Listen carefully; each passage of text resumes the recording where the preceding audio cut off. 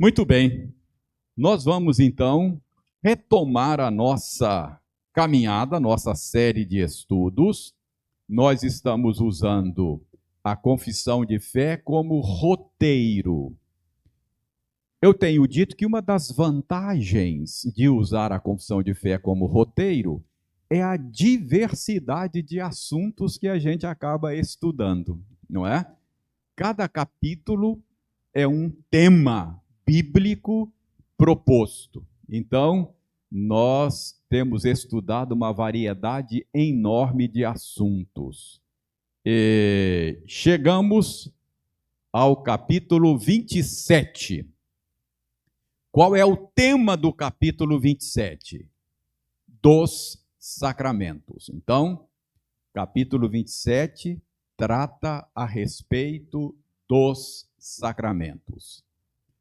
Reverendo Lucas já iniciou esse capítulo na última quinta-feira e ele analisou conosco o primeiro parágrafo. Mas para refrescar a sua memória, vamos olhar para o primeiro parágrafo. Nós não vamos analisá-lo de maneira exaustiva, mas só para refrescar a memória.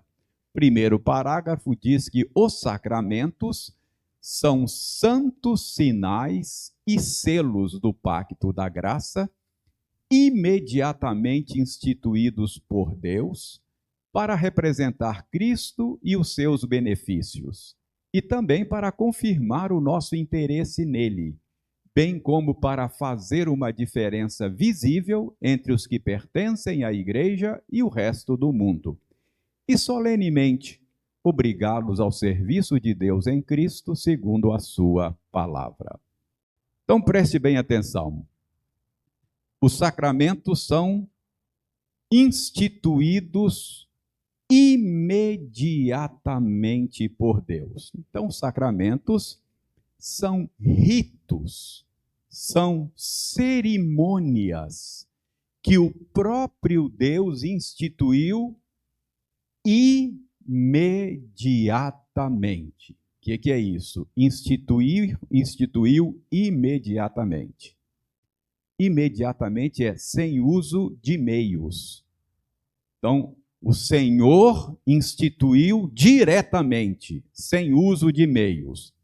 Por exemplo, nós cremos que os presbíteros desta igreja, os oficiais desta igreja, foram instituídos pelo Senhor, não cremos? Mas o Senhor instituiu imediatamente? Não, foi imediatamente, usando meios. Qual foi o meio que o Senhor usou? A eleição. Então, não foi uma instituição imediata. Agora, os sacramentos são instituições imediatas. Ele instituiu sem usar meios.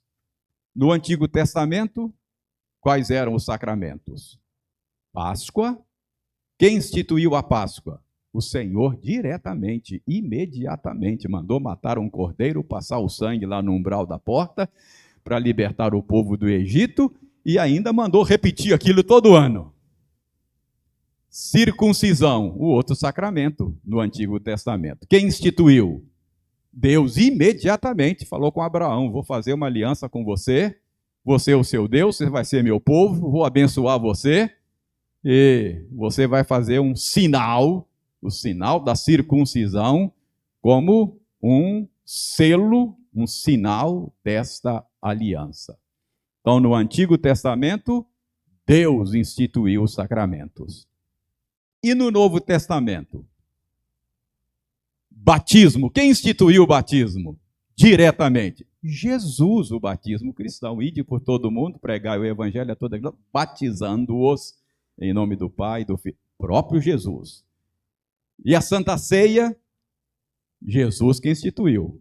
E o Deir leu o texto aqui ainda há pouco, ele ministrando a Páscoa pela última vez, ele instituiu um novo modo de comemorar. Fazer isto em memória de mim. Então, entenderam? Sacramento é instituído imediatamente. Com que propósito? Representar Cristo e os seus benefícios, não é? O propósito é que eles sejam sinais e selos do pacto da graça. Pacto é uma aliança. Aliança da graça. Aliança é o jeito que Deus escolheu para se relacionar com o seu povo. Deus se relaciona por meio de aliança. Então, ele é um Deus de aliança. Então, o sacramento é um sinal, um símbolo, uma lembrança, um sinal desse relacionamento de aliança, e é também um selo. O que é selo? Selo é uma garantia, é um penhor. Esse anel aqui é um sinal e um selo de uma aliança. Eu assumi uma aliança, eu fiz uma aliança matrimonial com uma mulher. E ela me deu essa aliança aqui e eu dei uma aliança para ela. Eu chamo de aliança. Esse anel aqui tem o nome da coisa simbolizada, é o símbolo da aliança. Então é um sinal. Quem olha para isso aqui, ó, para esse cara tem uma aliança, é um sinal.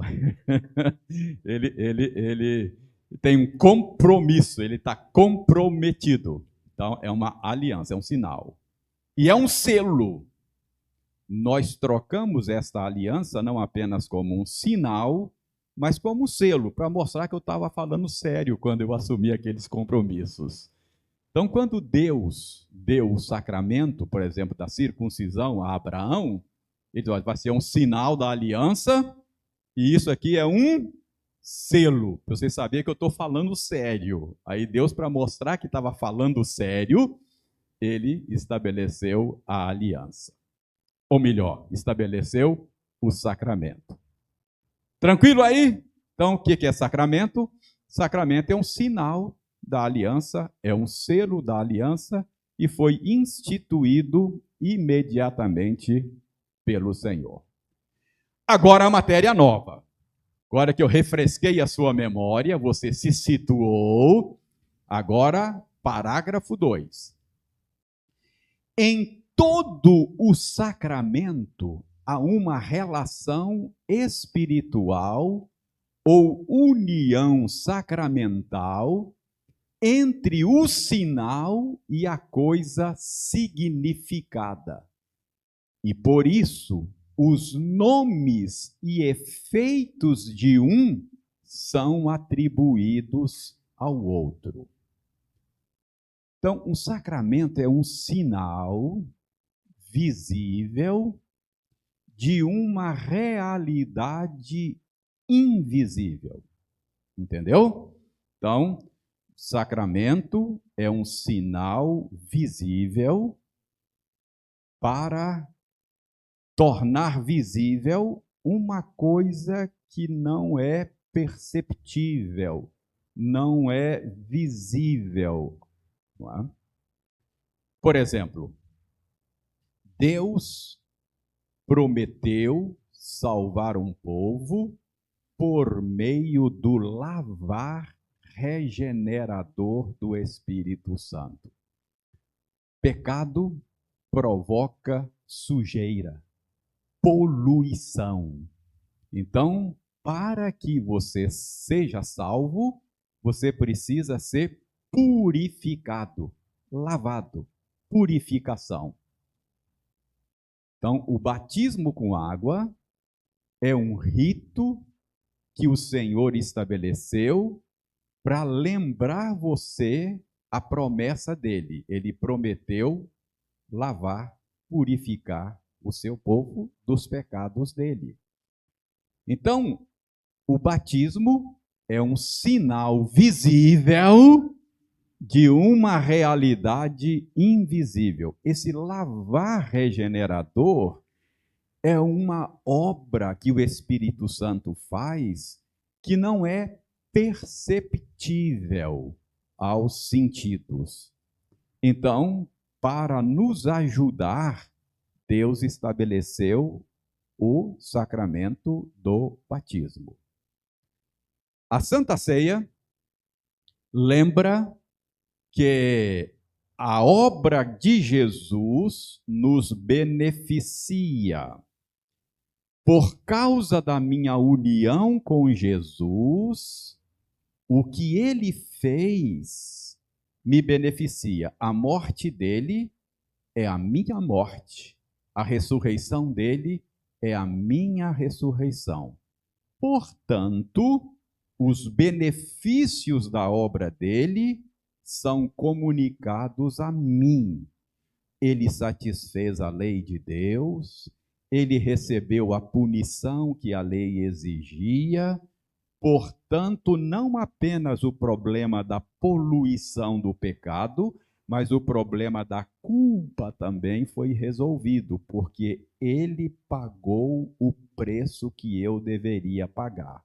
O pagamento dele se torna meu pagamento por causa da minha união com ele. Uma das metáforas que a Bíblia usa é a metáfora do alimento. Jesus é o pão que desceu do céu para matar a fome da alma humana. O ser humano, por causa do seu pecado, da sua separação de Deus, ele tem fome de Deus, embora não saiba disso. Mas Jesus veio para satisfazer essa fome. Então, a relação nossa com Jesus é uma relação análoga à relação com o alimento. Por isso é que Jesus quer ser lembrado por meio de uma refeição simbólica, mas é uma refeição. A gente se lembra da nossa relação com Jesus comendo pão e bebendo o cálice. Isso é muito significativo, porque quando você se alimenta, não é, de maneira biológica, os nutrientes do alimento que você ingeriu são abstraídos pelo seu organismo e se torna parte de você. Então, por exemplo, você está precisando de cálcio, está com problema de falta de cálcio. Aí o médico manda você comer alimento rico em cálcio. Aí o seu organismo retira daquele alimento o cálcio de que você precisa. E aquele cálcio passa a ser parte de você. Aquele cálcio se torna você.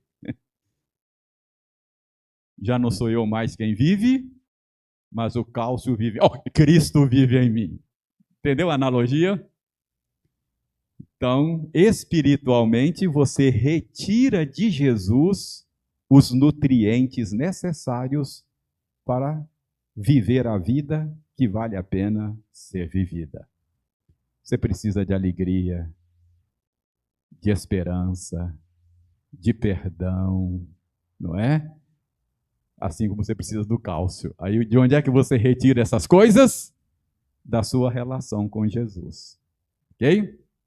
Então, é para isso que o sacramento lembra essa relação sua com Jesus. Agora, preste atenção no que está sendo dito ali.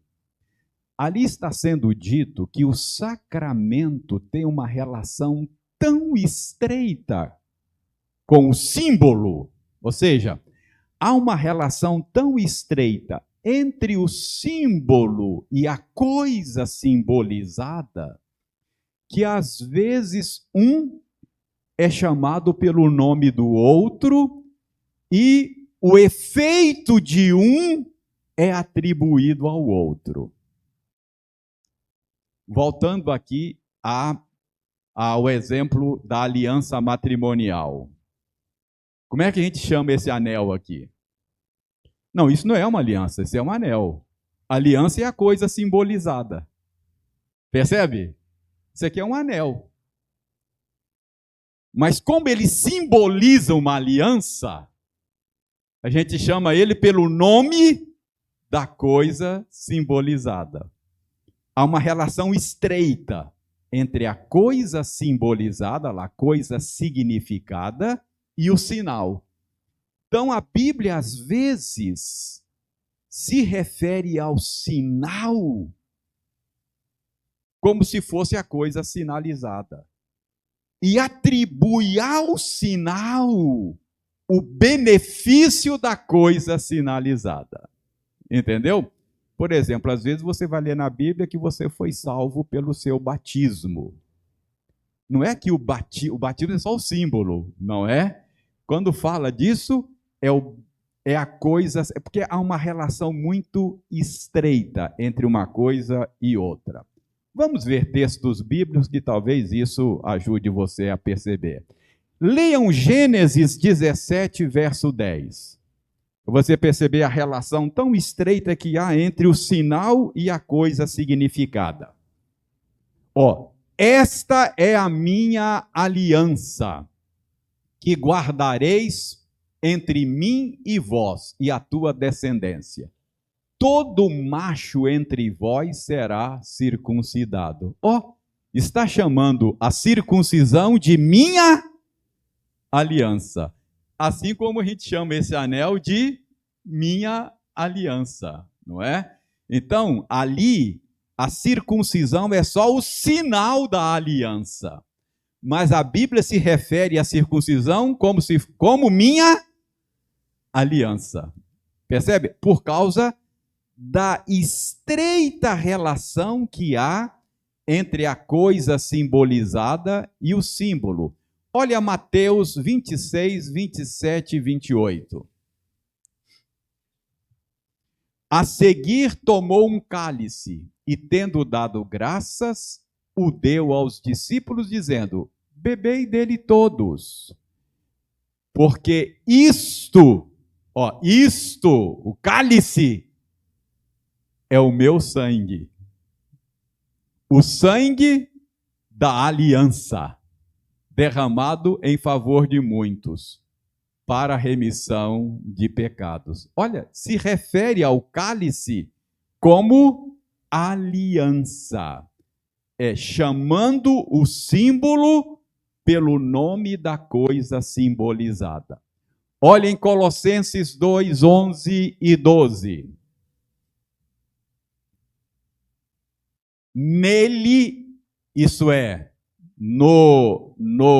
em Cristo, também fostes circuncidados, não por intermédio de mãos, mas no despojamento do corpo da carne, que é a circuncisão de Cristo.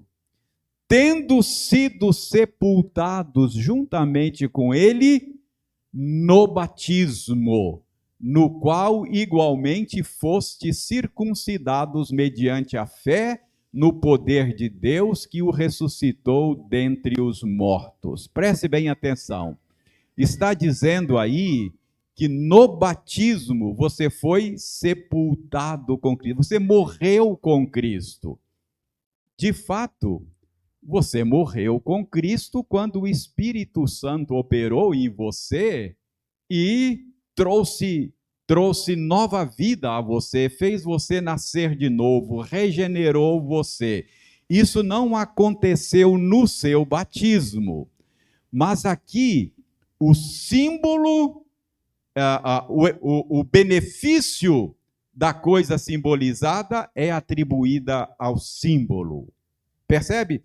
Isso é só para você não interpretar mal a sua Bíblia. 1 de Pedro 3, 20 e 21. Os quais, noutro tempo, foram desobedientes, quando a longanimidade de Deus aguardava nos dias de Noé, enquanto se preparava a arca, na qual poucos, a saber, 8 pessoas foram salvas através da água, a qual, prefigurando o batismo, agora também vos salva. Olha só, dizendo que o batismo salva você. Mas espera aí, aquela água do batismo tem o poder para lavar pecados? Não é isso. É que há uma relação tão estreita entre o símbolo e a coisa simbolizada que o Espírito Santo, nesse texto, está atribuindo ao símbolo o benefício da coisa simbolizada. Quem limpa você não é a água do batismo. Quem limpa você é o lavar regenerador do Espírito Santo. Tá claro isso? Então, oi.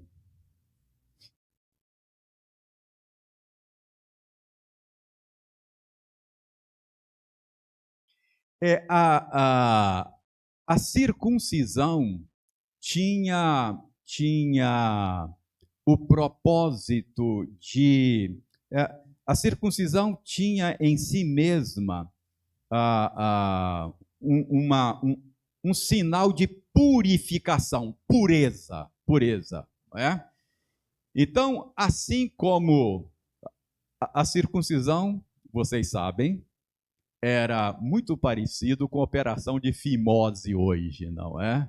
Então, era um corte no prepúcio. E isso muitas vezes era praticado, e hoje, até hoje, é praticado muitas vezes com propósito higiênico, não é? Para facilitar a higiene. Então, a circuncisão era muito praticada mesmo fora da religião cristã com esse propósito.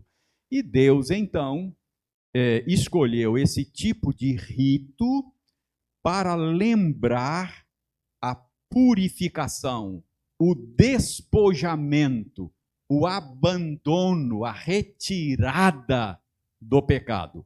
Assim como havia uma retirada do excesso de pele, não é, do órgão genital masculino para facilitar a pureza, assim Deus promete fazer conosco, purificando um povo para si dos seus pecados, da poluição que o pecado causa. Então, o que Paulo está dizendo aí é que esse tipo de coisa, você precisa entender o contexto aí. O contexto, é Colossenses isso, né? O contexto é o seguinte: havia entre os colossenses mestres judaizantes, dizendo para os cristãos que eles precisavam passar pelo rito da circuncisão. Se vocês não passarem pelo rito da circuncisão, vocês não são cristãos. Então, Paulo está dizendo que isso não é necessário, que esse despojamento, que essa limpeza, que esse abandono do pecado simbolizado na circuncisão, agora é simbolizado no batismo. Releia novamente com essa ideia que você vai ver. Releia aí. Olha, se você tem, o argumento era o seguinte: ok, você já é cristão, você já tem Jesus, mas falta uma coisa para você. Você não foi circuncidado. Então, você ainda é um cristão assim, meia boca, classe B. Você precisa passar pela circuncisão. O argumento de Paulo é o seguinte: não! Quem tem Jesus não precisa de mais nada. Nele, isto é, em Jesus, você já foi circuncidado. Continua lendo. Não aquela circuncisão lá, instituída no passado, não por meio de mãos. Ou seja, o despojar, o abandono, a limpeza que a circuncisão simbolizava, você tem. Você não tem circuncisão feita pela mão do homem. Mas a circuncisão era o símbolo de uma limpeza que você tem. O importante é a coisa simbolizada. E isso você tem em Cristo. foi despojada, foi arrancada em Cristo Jesus. Entendeu? Então, o que Paulo está mostrando é que você não tem a circuncisão literal, mas a circuncisão espiritual. Às vezes a Bíblia fala da circuncisão do coração, né? Coração incircunciso, não é? A realidade espiritual que a circuncisão simbolizava, nós temos em Cristo. Entendeu? Uma coisa é o símbolo, outra coisa é a coisa simbolizada, não é? O que Paulo está dizendo que o despojamento, o abandono, a retirada da sujeira do pecado, nós temos se temos Cristo. Não há necessidade daquele rito. Está claro ou ficou mais confuso? Então, é isso que é o ponto de Paulo aí. Então, o que nós estamos aprendendo aqui no parágrafo 2? Que há uma relação entre o símbolo e a coisa simbolizada. Uma relação muito estreita. E por causa dessa relação estreita, às vezes a Bíblia fala do símbolo como se estivesse falando da coisa simbolizada. E atribui ao símbolo os benefícios que a coisa simbolizada traz. Está claro isso? Podemos prosseguir? Tranquilo? Então vamos para frente. Parágrafo 3. A graça significada nos sacramentos, ou por meio deles, quando devidamente usados, não é conferida por qualquer poder neles existentes. Nem a eficácia deles depende da piedade ou intenção de quem os administra, mas da obra do Espírito e da palavra da instituição, a qual, juntamente com o preceito que autoriza o uso deles, contém uma promessa de benefício aos que dignamente o recebem. Então preste bem atenção. A graça significada nos sacramentos ou por meio deles, quando devidamente usados, não é conferida. Então, vamos parar aqui um pouquinho. Os sacramentos não são apenas sinais, mas eles efetivamente conferem graça, ok? Os sacramentos não são apenas memoriais, não são apenas lembranças de algo, mas eles são meios de graça. Eles não apenas representam os benefícios da obra de Cristo, mas eles, de fato, comunicam esses benefícios. Então, quando você participa da Santa Ceia, não é apenas uma lembrança, um memorial. Fazer isso em memória de mim, para se lembrar de mim. Mas ao participar da Santa Ceia, os benefícios do que Cristo fez, efetivamente lhe é comunicado. Entendeu? Não é só uma lembrança, é um meio de graça. Está claro isso? Então, quando você recebe o sacramento, não é só para lembrar. Você efetivamente recebe a graça que Cristo comunica. Agora preste bem atenção. A graça significada nos sacramentos, ou por meio deles, quando devidamente usados, não é conferida por qualquer poder neles existentes. Você recebe graça não é porque haja nos sacramentos algum poder sobrenatural. Os sacramentos não operam por si mesmos. Essa é uma diferença entre o nosso entendimento reformado e o entendimento da Igreja Católica. A Igreja Católica entende que o sacramento opera por si mesmo, porque acontece uma mudança na substância do elemento.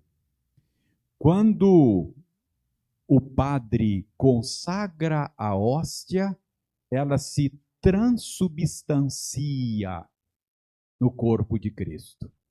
A forma continua a mesma, não há uma transformação, há uma transubstanciação, ou seja, a forma continua aquela forma de bolacha mesmo, mas a substância agora é corpo de Cristo. Católicos mais antigos diziam que se você mordesse, poderia sair sangue, porque era corpo, você não deve morder, porque senão sai sangue, que é a substância do corpo de Cristo. E é por isso que o cálice não é oferecido aos fiéis, porque recebendo a hóstia, como é a substância do corpo de Cristo, o sangue está ali.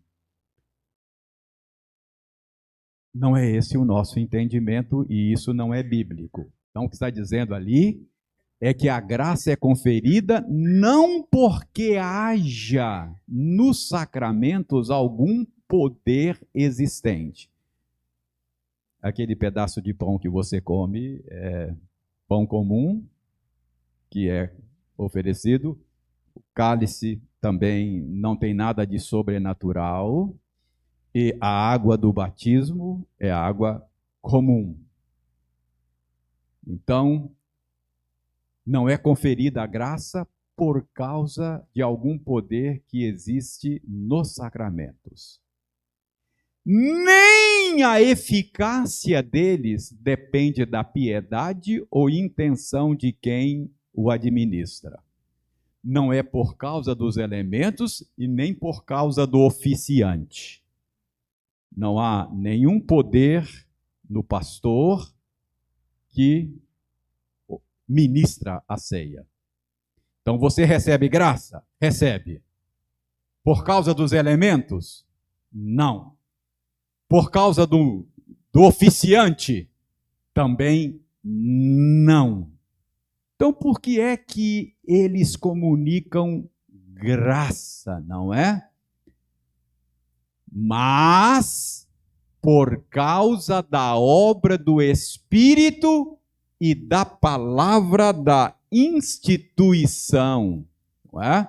A qual, juntamente com o preceito que autoriza o uso deles, contém uma promessa de benefício aos que dignamente o recebem. Então, veja bem, os benefícios são comunicados pelo Espírito Santo por causa da palavra que instituiu o sacramento, não é? Por causa da fidelidade de Deus. Deste modo, as realidades espirituais simbolizadas pelos sacramentos são efetivadas. Então, quando você recebe aqueles elementos da Santa Ceia, graça é comunicada a você porque Deus decidiu usar aqueles elementos por meio do Espírito Santo para comunicar graça a você. Aqueles que participam, como diz ali, que recebem dignamente.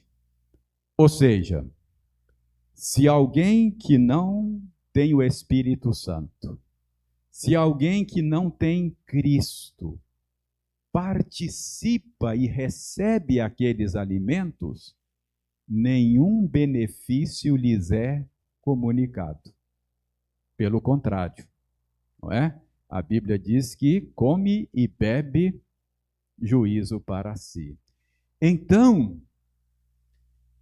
O que faz do sacramento um meio de graça? Não é o poder que há nos elementos, nem no oficiante, mas é a operação graciosa de um Deus que prometeu abençoar você. Então preste bem atenção. Deus prometeu purificar um povo para si. Na sua aliança, ele prometeu: eu vou ser o seu Deus e o Deus da sua descendência. Então, o pai crente traz a sua criança e diz: Senhor,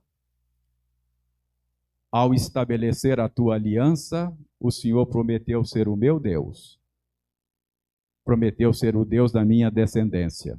Prometeu purificar esse povo para o Senhor. Então aqui estou eu reivindicando do Senhor a promessa que o Senhor fez. Pastor, aplica a água. Aquela água não tem nenhum poder para isso. Mas o Deus que é fiel, ele haverá de abençoar o esforço desse pai na criação do seu filho ou da sua filha, cumprindo a promessa que ele fez. Está claro como é que o sacramento se torna meio de graça pela operação do Espírito Santo? A mesma coisa com a ceia. Então, não é conferida por qualquer poder que existe neles, não é a eficácia deles não depende de quem ministra, mas depende da obra do Espírito Santo e da fiel palavra do Senhor. Vamos ver isso na Bíblia? Romanos 2:29. Alguém leia para nós? Porém, judeu é aquele que o é interiormente, e circuncisão a que é do coração, no espírito, não segundo a letra, e cujo louvor não procede dos homens, mas de Deus. Então veja bem, o que abençoava a vida de um judeu era a circuncisão feita pela mão do homem ou a circuncisão feita por Deus no coração?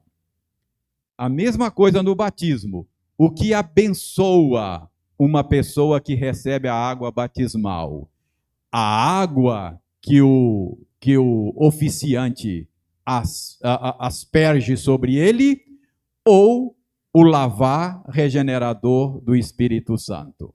Então, a eficácia é obra do Espírito Santo. Tito 3:5. Alguém leia? Você é salvo não por obras de justiça praticadas por você, mas segundo a misericórdia de Deus, ele salva você mediante o lavar regenerador e renovador do Espírito Santo. Então, a eficácia do sacramento depende do trabalho interno do Espírito Santo. Mateus 3:11. Eu vos batizo com água para arrependimento, mas aquele que vem depois de mim, diz João Batista, é mais poderoso do que eu, cujas sandálias não sou digno de levar. Ele vos batizará com o Espírito Santo e com fogo. Então, qual é o batismo que purifica você? Não é o batismo com água, é o batismo que o Senhor efetua por meio do Espírito Santo. Você recebe benefícios por meio dos sacramentos? Sim. Por causa do sacramento em si? Não. Por causa do oficiante? Não. Por que você é beneficiado? Porque Deus decidiu operar por meio do Espírito Santo. Entende? Assim como Deus opera por meio da palavra. A palavra sem o Espírito não beneficia espiritualmente a ninguém. A Bíblia, ela só é viva e eficaz na sua vida porque o Espírito Santo a torna eficaz na sua vida. Quantas pessoas ouvem a pregação a vida toda e não faz nenhuma diferença para ela? Não é verdade? Por que que alguns recebem e acolhem a palavra no coração e aquela palavra efetivamente traz benefícios? Porque o Espírito Santo tornou aquela palavra eficaz na vida da pessoa. Então, esses meios externos que Deus usa, eles se tornam eficazes pela obra do Espírito Santo no coração. Entendeu? Podemos prosseguir? A graça. Não, isso aqui é só aos que dignamente o recebem. Já mencionei isso, não é? É a pessoa que recebe sem de fato ter o Espírito Santo, não será beneficiada, não é? Parágrafo 3. 4. Então a minha conta ali ficou errada, viu? Isso mesmo, é o 4. Obrigado, Ângela. Há só 2 sacramentos ordenados por Cristo nosso Senhor no Evangelho: o batismo e a Santa Ceia. Nenhum destes sacramentos deve ser administrado senão pelos ministros da palavra legalmente ordenados. Então, aqui está uma outra diferença entre a nossa tradição e a tradição católica romana. Para a tradição católica romana, existem 7 sacramentos. Sabiam disso? 7 sacramentos. Além do batismo e da ceia, que eles chamam da Eucaristia, não é?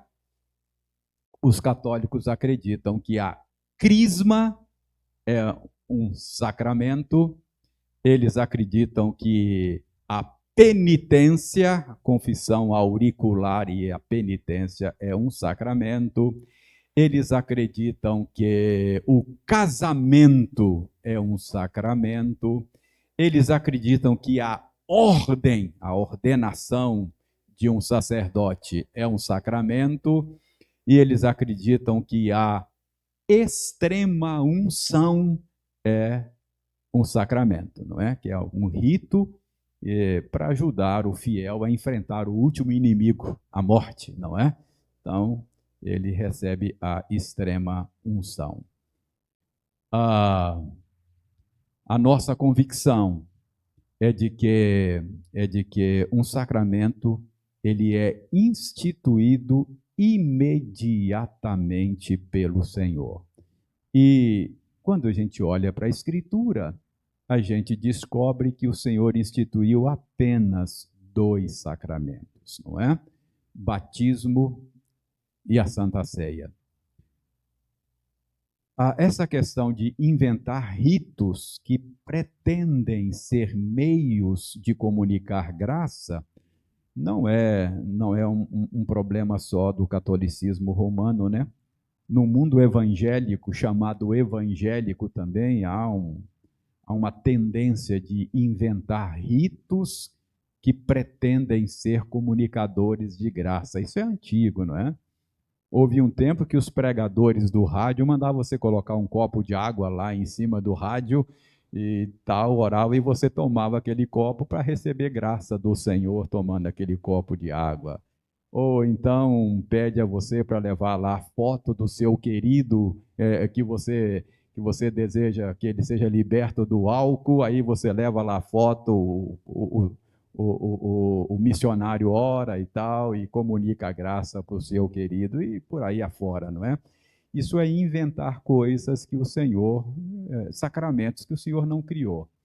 Os meios que o Senhor usa para comunicar a sua graça são esses dois sacramentos, não é? Além da palavra, que é o meio que o Senhor usa, a fé vem pelo ouvir, a fé é fortalecida pelo ouvir, e a oração é o outro meio de graça. Qualquer pretensão de criar ritos que pretendam abençoar você é engano do coração dos homens, ok? Então, só dois sacramentos ordenados por Cristo nosso Senhor no Evangelho: o batismo e a Santa Sé. Pois não, João Batista?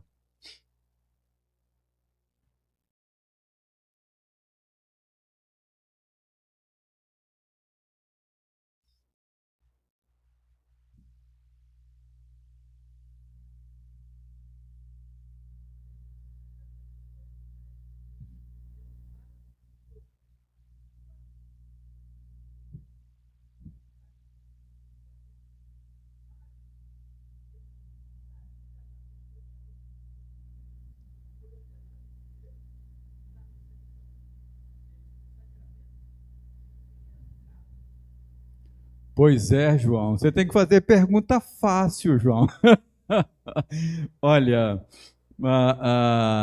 sinceramente, eu não sei exatamente a razão, mas a impressão que eu tenho é que na, na, na cristandade há uma tendência de atribuir ao celibato um status espiritual superior.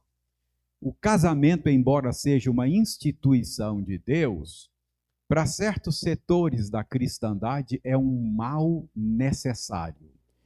Que o celibato, a abstenção do sexo é espiritual e moralmente superior. Por exemplo, a gente percebe que há uma tendência em certos setores de dizer que Maria foi perpetuamente virgem, a perpétua virgindade de Maria. A ideia é de que isso dá a Maria um status moral e espiritual superior, como se o casamento fosse deslustrar, diminuir, não é? A dignidade dela. Mas a gente sabe que o casamento é uma instituição de Deus e o sexo não é em si mesmo algo pecaminoso, não é? É uma bênção para ser desfrutada nos termos que o Senhor mesmo estabeleceu, não é? Numa relação monogâmica, heterossexual, indissolúvel. Essa é a nossa convicção e acho que esse é o ensino bíblico. Mas há essa tendência mesmo de achar que o celibato ele é espiritualmente e moralmente superior. Embora a Bíblia diga que existem casos excepcionais em que o celibato pode ser um dom ou pode ser uma opção por causa do reino de Deus. Entendeu?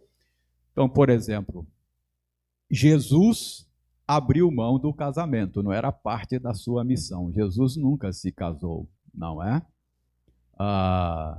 E Jesus disse que existem eunucos de nascença, pessoas que não nasceram para o casamento. Pode ser que dentro do plano de Deus a solteirice é a vontade de Deus para a vida dele e pode ser uma grande bênção, não é? A gente conhece vários servos de Deus, vários não, né? Alguns, é exceção, mas conhece alguns servos de Deus que foram uma grande bênção na solteirice. Dentre eles, John Stott. John Stott, um grande teólogo britânico, morreu solteiro e foi uma grande bênção para a igreja, não é? No mundo todo. E existem aqueles que a si mesmos se fizeram eunucos, Jesus Cristo disse, por causa do reino de Deus. Eu creio que essa foi o caso de Jesus, que poderia perfeitamente ter se casado, mas a missão dele não incluía isso. Então, como é que alguém pode se fazer eunuco mesmo sendo apto para o casamento? Imagine um missionário que se sente vocacionado para pregar o evangelho em países do mundo islâmico em que ele vai correr grande risco de vida por causa do evangelho. Talvez ele opte por correr esse risco sozinho, sem família, é melhor. Não é? Então ele abre mão da bênção do casamento por causa da sua vocação. Então, mas eu não sei lhe dizer por que não, cara. Eu não sei se eu te ajudei ou se eu te atrapalhei mais. Né? Tem essa tese, não é? Tem essa tese aí mesmo de questão patrimonial, mas eu já ouvi falar, mas eu não levantei esse assunto porque eu não tenho certeza e não tenho como comprovar isso, então, mas tem essa tese mesmo, que é uma questão de patrimônio mesmo, não é patrimonial. Não.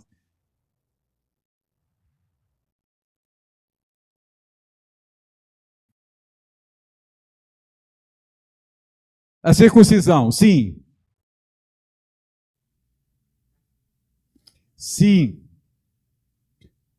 No mundo antigo, lá no Oriente, no mundo bíblico, elas eram representadas pelo pai ou pelo marido. As mulheres não tinham muitos direitos na sociedade da época. Então, elas sequer eram contadas, não é? Quando você vê naquelas estatísticas bíblicas, tantas pessoas sem contar homens, sem contar crianças e mulheres, não é? Nesse ponto, Vinícius, o cristianismo foi libertador para a mulher. Algumas pessoas acusam o patriarcado cristão como razão para o machismo opressor que nós temos no Ocidente. Mas isso é um equívoco e uma injustiça. De fato, o cristianismo foi libertador para as mulheres. Jesus deu às mulheres uma posição que elas não tinham antes. Foi libertador. Muito bem. Alguma pergunta, alguma colocação? Bom, aqui para terminar só há um sentido em que todos os crentes são chamados a ministrar, não é? Mas existe uma clara distinção entre o ministério ordenado e o ministério não ordenado. E a nossa tradição entende que os sacramentos devem ser ministrados pelo ministério ordenado. Você tem claramente isso na Escritura, não é?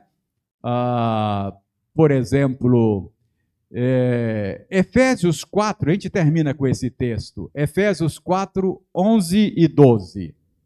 Alguém leia para nós?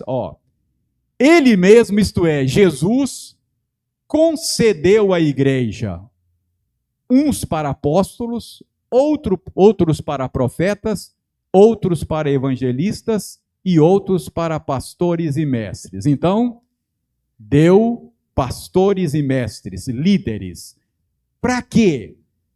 Para que esses líderes pudessem equipar os crentes, para que os crentes pudessem servir, ministrar para a edificação do corpo de Cristo. Então, como é que a igreja de Cristo é edificada? Pela combinação do ministério ordenado e o ministério não ordenado. Então, veja bem, todo cristão é chamado a ensinar a Bíblia. Você deve ensinar a Bíblia para os seus amigos. Você deve pregar o evangelho. Mas, com base em passagens assim, a nossa tradição entende que há o ensino ordenado. Ou seja, quando alguém ensina com a imposição de mãos do presbitério, ele o faz de maneira oficial. Tá? Por exemplo, olha Hebreus 5:12. Alguém leia Hebreus 5:12. Para vocês verem as duas coisas em textos diferentes. Hebreus 5:12. Pois com efeito, quando devíeis ser mestres, atendendo ao tempo decorrido, tendes novamente necessidade de alguém que vos ensine, de novo, quais são os princípios elementares dos oráculos de Deus. Assim, vos tornastes como necessitados de leite e não de alimento sólido. O que o escritor de Hebreus está dizendo aí? Está dizendo para os seus leitores, olha, pelo tempo que vocês estão caminhando com Jesus, vocês já deviam ser mestres, vocês já deviam serem habilitados para ensinar o evangelho às pessoas. Mas vocês parecem que estão precisando aprender o beabá. É isso que ele está dizendo. Então, com base nesse versículo, todo crente precisa ensinar. Agora olha Tiago 3:1.